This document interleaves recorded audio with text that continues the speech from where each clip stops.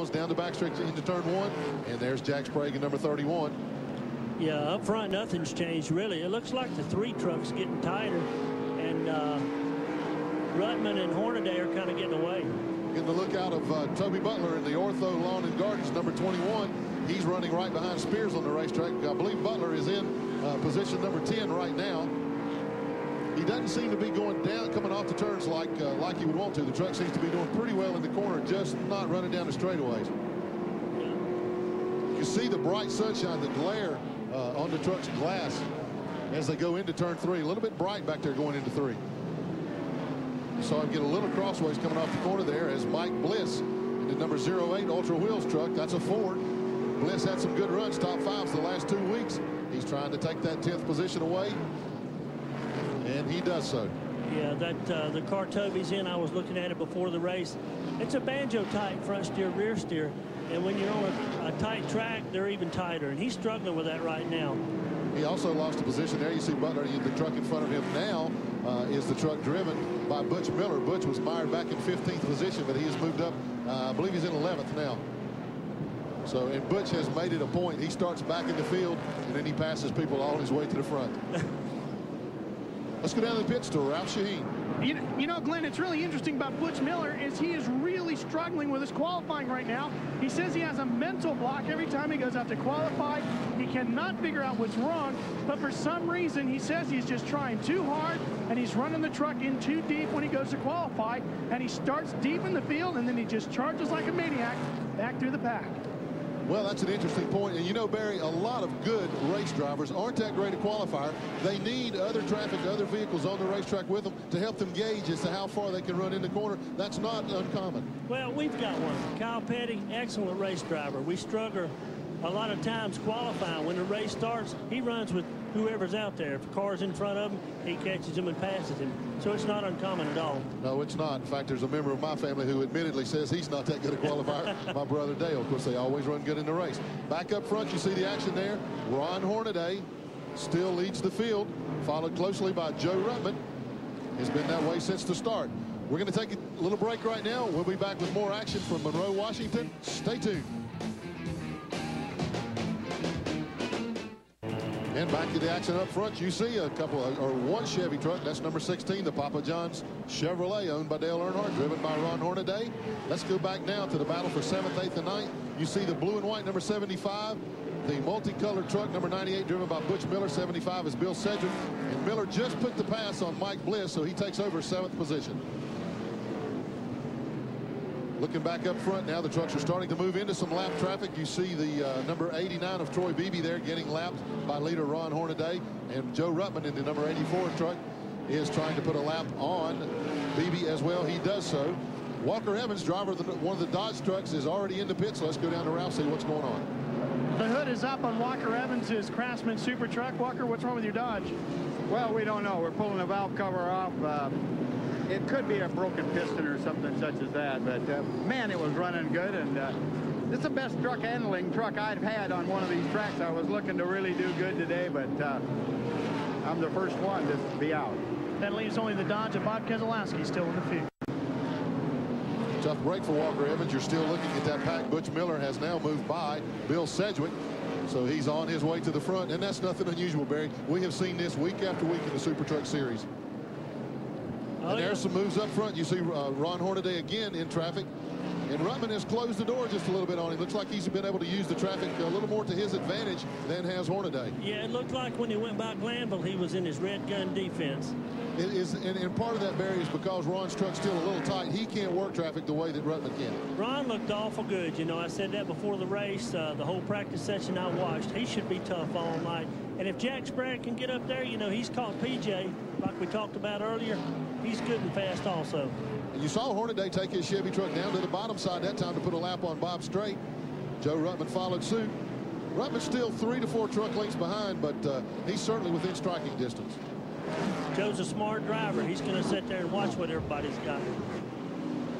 When you're in a position like that, Barry, you see the guy in front of you like Hornaday's truck. Now, he seems to have changed his line a little bit like that right now, but you know he's a little tight. Do you try to run him a little harder to try to make it a little worse on him? Well, you try to run his line to see if it helps you, first of all. And if he's not getting away from you, don't press it. I mean, we're only like halfway through the first leg here. Got to save your tires. And remember, we will have a halftime break here, as usual, in the Super Truck Series on lap 76 tonight. Once they run one lap past halfway, guys get to go in for a little 5-10 minute break, work on their trucks, come back out for the second half. Now you see Hornaday starting to put a little distance on Ruttman.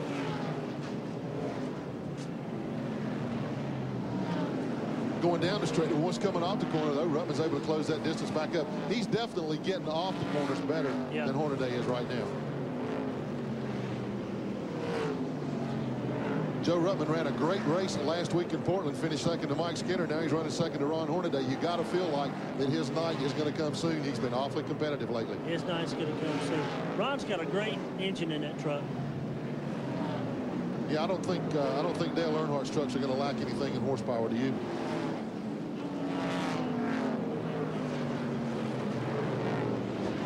There you see Hornaday accelerating off the corner there. Ruttman caught behind traffic just a little bit there. Had a little bit of trouble getting by John Kinder in the blue and red truck number 14. There's Mike Skinner.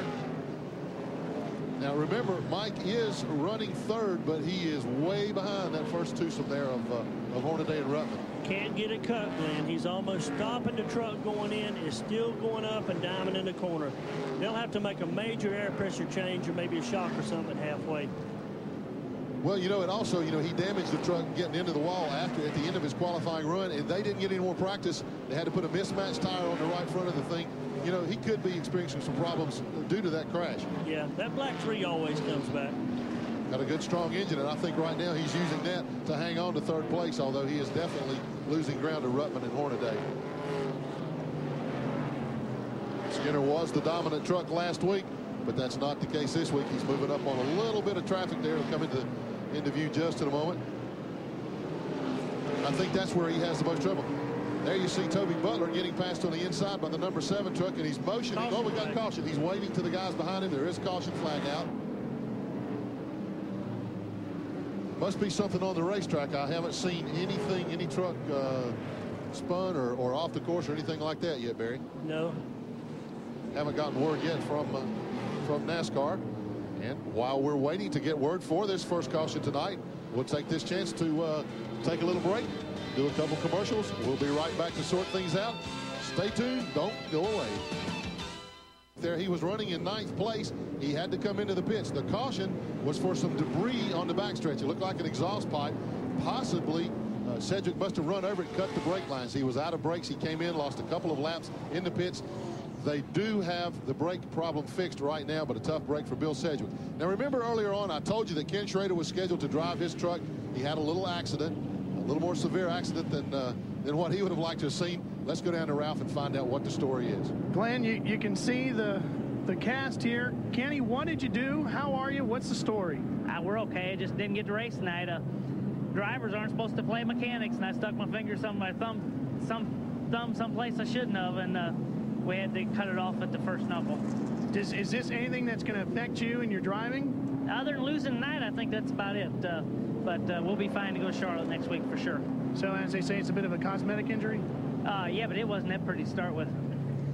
Kenny Schrader, you can see, Glenn, it's all wrapped up here, and I guess it'll be a few days before you can get. Are you going to be able to run at Charlotte? Yeah. Well, if tonight was a points race, we'd be in there, I guarantee you. Kenny Schrader, what more can you say than that?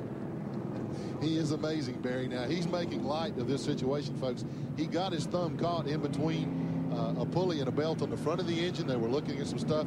Like he said, he put his hand where it shouldn't be. It completely severed his thumb at the first knuckle there. That's the thumb on his left hand, you can see.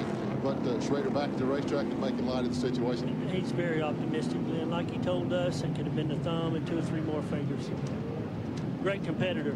I tell you what, we had 5 more trucks pitted in too. The 21, the 81, and looks like Kerry Teague and Keselowski.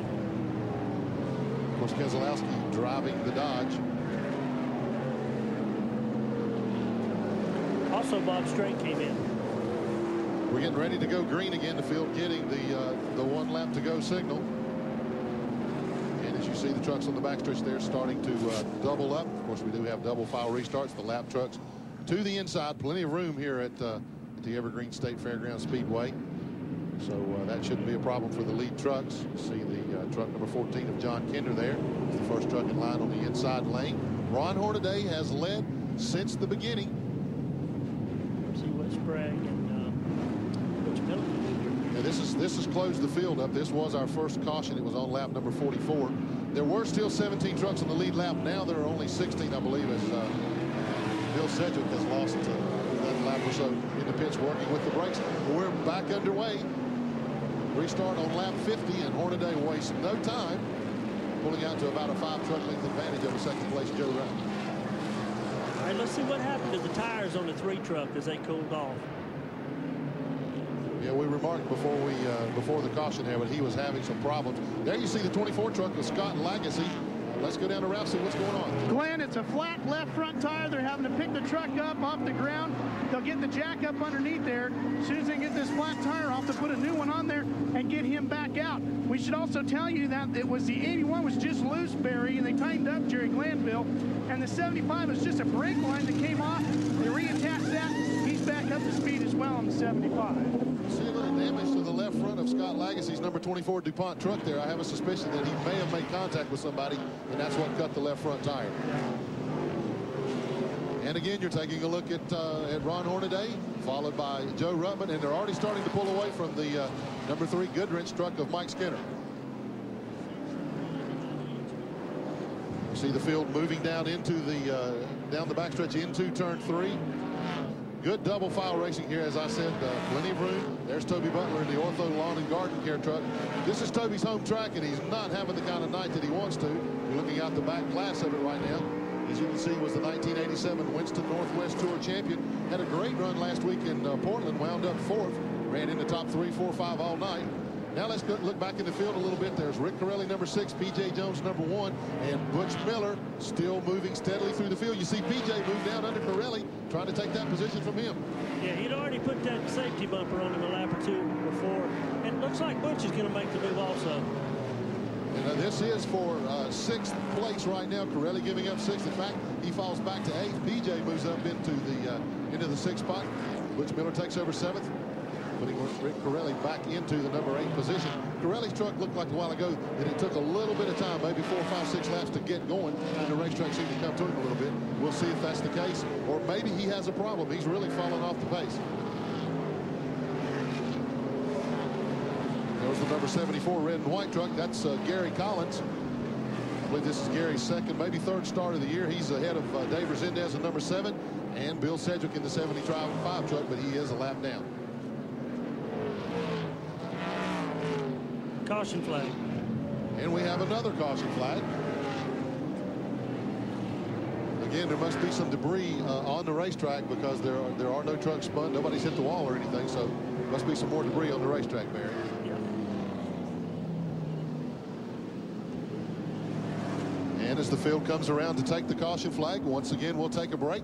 We'll be back for more exciting racing action for the Super Truck Series by Craftsman right after this message.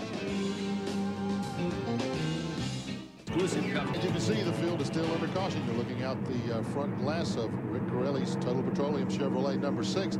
We understand there's a piece of metal still over in turn 3. There was some debris on the track. There you see the top 10 running order after the first 56 laps, 20 more laps before the halftime break. We've had a few pit stops during this caution period. Let's go down the route for an update. Glenn, there's been a lot of activity down here. Bob Keselowski's got a problem with his right front tire, and they can't seem to get that straightened out. Rick Corelli has got a real bad push with his car. Toby Butler, well, he's got lots of problems with his too. He's loose coming off the turn, and he's real tight in the middle of the turn.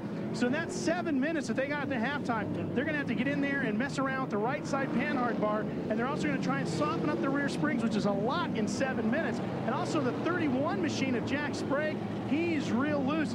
Bad news for Jack was he came down here and tested here. The very next day, P.J. Jones came in and tested for Goodyear. The tire that P.J. decided was the best one to run is not the one that they had tested with Jack Sprague. So Jack's setups are all off, and he's chasing his truck here tonight. and Sprague had moved up into the 4th position. He has now fallen back to 10th. He's loose, Glenn, because he used his tires a little bit too quick. And he made that comment about Toby Butler. Toby's truck is pushing badly.